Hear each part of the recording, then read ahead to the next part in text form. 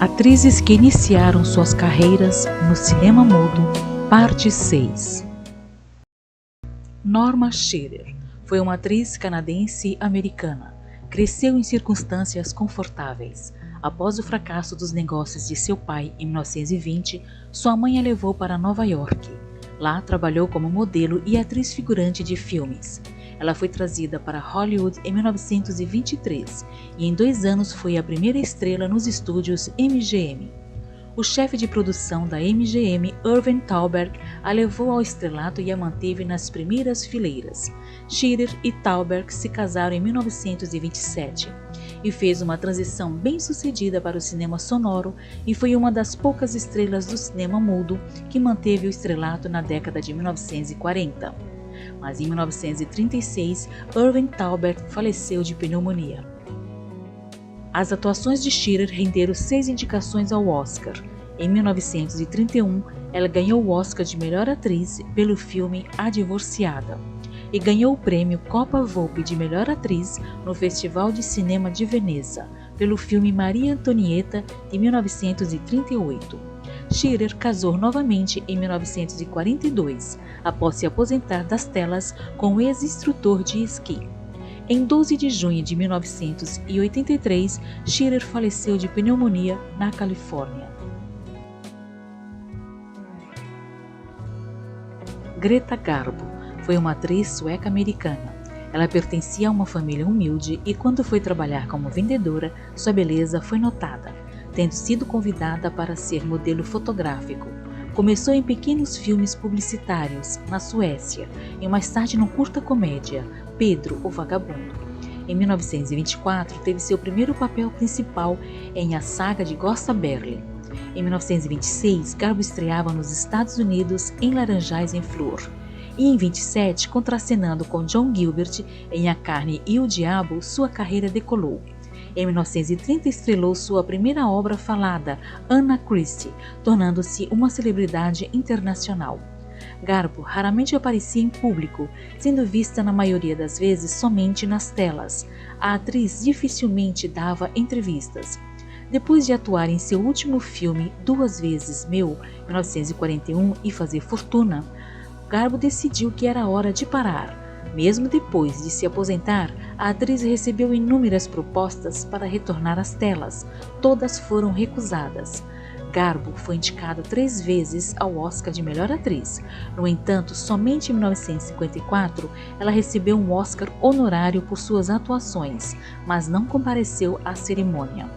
Garbo faleceu em 15 de abril de 1990, aos 84 anos, no hospital em decorrência de pneumonia e insuficiência renal. Janet Gaynor foi uma atriz americana de cinema, teatro e televisão. Começou sua carreira como figurante em curtas e filmes mudos.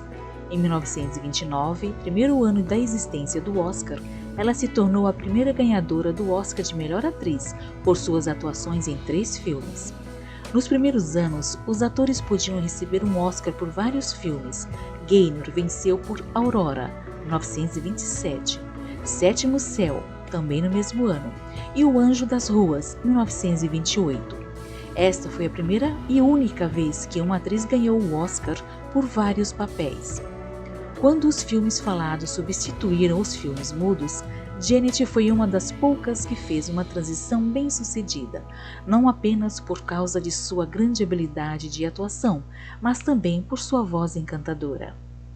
Ela alcançou sucesso notável na versão original de Nasce uma Estrela, 1937, pelo qual recebeu uma segunda indicação ao Oscar de Melhor Atriz.